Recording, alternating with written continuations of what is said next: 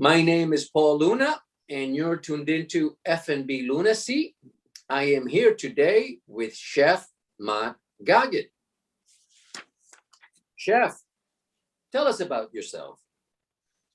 Well, one, it's funny to call me a chef because I only know how to make the stuff I know how to make.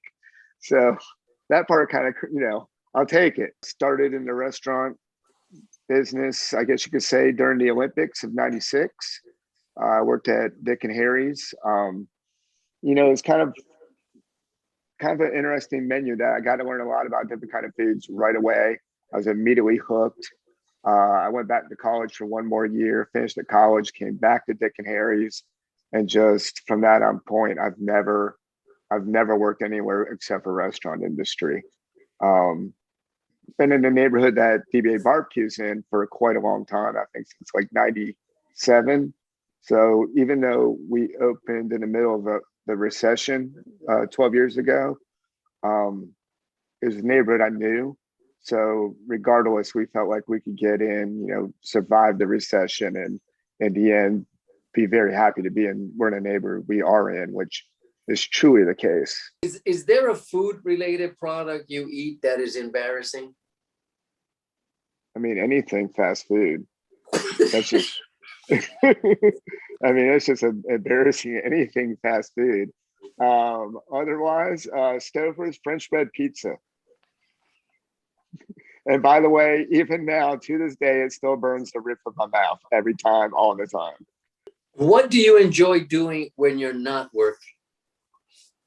For the most, if it's really nice out, I'd rather be out in the yard, gardening, or I like to play golf. In fact, I believe you interviewed Andy Gonzalez.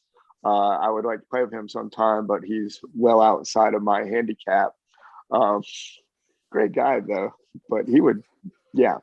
And then at night more of painting, which I paint with an alcohol-based ink with an eyedropper, kind of like doing stained glass. Can we see one of your paintings? So this one's 4 feet by 30 inches, I think. No, maybe 4 feet by 3 feet. And again, it's all alcohol-based ink on a panel that is kind of like glass, but it's opaque. And then let's see here. Let's swing around. Can you see that one? Yes. All right. So same material, alcohol-based ink. That one's alcohol-based ink. And that one. In person, they kind of change color depending what direction you're looking at them. But I also have some oil paintings, but I ran out of wall space. Do you feature them at your restaurant? Embarrassingly enough, I don't have any of them at the restaurant. Nothing. I should. I just figured, being that everything else in my life is critiqued, whether it be on Google, Yelp, or whatever, I didn't really want to hear people's opinion on my art if they didn't know it was me. And I'm like walking by and they're like, "Oh, the ribs are great, but who the hell painted that shit?" I think I'd actually be more offended by that than I would be about the ribs being off one day and somebody complimenting my painting. I donate them to charity for the most part. I donate them to charity at like silent auctions and that kind of thing. What does playing with yourself mean to you? Whatever the mood strikes you, I guess. Just like, someday somebody might want to play basketball, somebody might want to play golf. Well, someday I might want to, or that moment, well, pretty much anything. Well, I'm not sticking, yeah, pretty much anything. It could be anything from, well, in this case, like I said, masturbation to gardening. So there you go. Is there anything in particular that turns you on about food and cooking? The instant gratification you see in the other person. That's how I got hooked right away. Even though I wasn't cooking right away, even just waiting on a table, you just knew right away that you made a connection with somebody, and well, that was going to continue on for as long as they could remember that dinner. What's important, taste or food presentation? taste. I don't care if it looks like oatmeal. Taste. I work at a casual place where it's definitely all about the food, which is actually why I named the place DBA, doing business as. And it's because I was like, you know what? I don't care what the name means. The name means nothing. Just come eat. What type of music do you enjoy listening to when you're not at work? That's interesting because, the playlist at work is my music too. So I would still say like Nathaniel Rateliff and the like Ben Harper. Definitely not pop music at all. For the most part, rock and roll from like the 70s that I grew up with. And some of the retro soul, I would say some of that, and soul music. I know that you don't consider yourself a chef. No. But why did you become a chef-driven establishment, a chef or an owner of a barbecue place? Well, I guess when I think of chef, I think of somebody who's been trained how to do several things outside of what they do every day. I make this food every day, so that's why I don't call myself a chef. And somebody would ask me if I were to do the chop challenge and I were to get, a basket of like, I don't know, turbo and Skittles, I'm gonna eat the Skittles and do something with the turbo. I don't know. But what I can do very well, because the way I'm wired, is I can have something and tweak it to fit either our clients, to our clientele. But the reason I picked barbecue is because I felt like for me, being that the reason I'm in the hospitality business, like I said, is that instant gratification, that gratification. By me just looking to do something I could feed people with that has, barbecue is almost entirely based on somebody's memory, unless this is the first time they've ever had barbecue. We're trying to hit what they had when they were a kid that their grandfather made at their family reunion. And the closest we can get to that for everybody is the goal.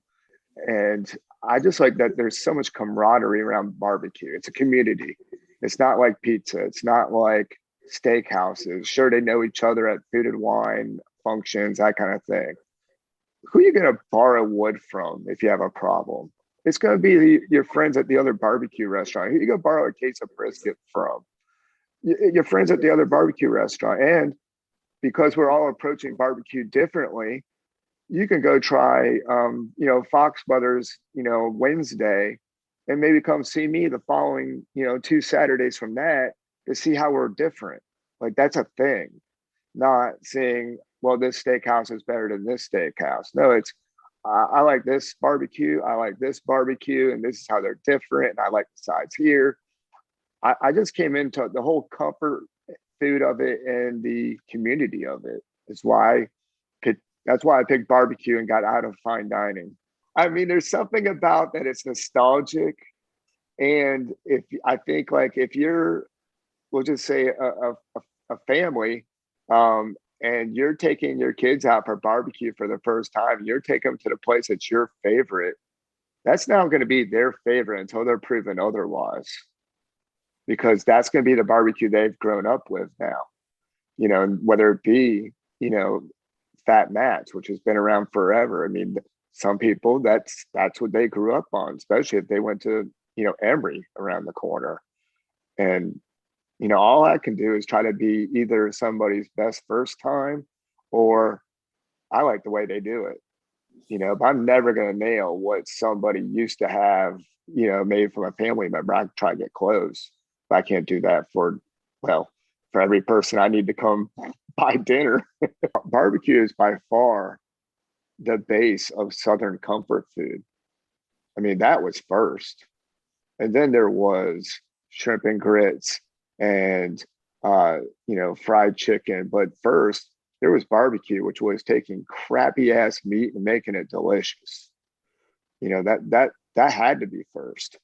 You couldn't afford shrimp and sausage before you were making pork butt, So So I just want to go all the way down to the base of Southern comfort food. Fill in the blank. Cooking is Warming. And that just from all aspects, you're either trying to make yourself feel better, someone else feel better, do something together with somebody, or even you're hungry. You're solving that problem and making yourself happy by just not being hungry. So yeah, warming. Is there anything that you would like to say that's important to you? I wish people had a better understanding of mental illness, because I am somebody that has mania and bipolar, and that stems from the fact I have Asperger's. But you could see if somebody has a torn Achilles tendon, and therefore you don't expect them to run up the stairs. You can see that somebody maybe has sprained their wrist, so therefore they can't be doing 2 saute pans at once. But you can't tell that somebody has PTSD, and something could just trigger something. And it's not because somebody's a good or bad person. It's because there's a chemical in their head that's just as bad as a torn Achilles tendon, but you just can't see it. I just wish people had a better understanding that mental illness is not like, oh, snap out of it, or, can you get a grip on it? And this isn't, I know lots of people with mental illness in this industry. It is. I just don't think as many people speak about it as they should. I think drugs covers it up. I think alcohol covers it up. Luckily for a lot of people, creativity is the best outlet for all of it. But I don't know. I just think people need to understand that it's not intentional. Somebody being bipolar or manic is not intentional. Now it's maybe irresponsible to not go get help. But for me personally, I've gotten help. Like I'm medicated. But if I wasn't, I'd really be an HR nightmare. Holy shit.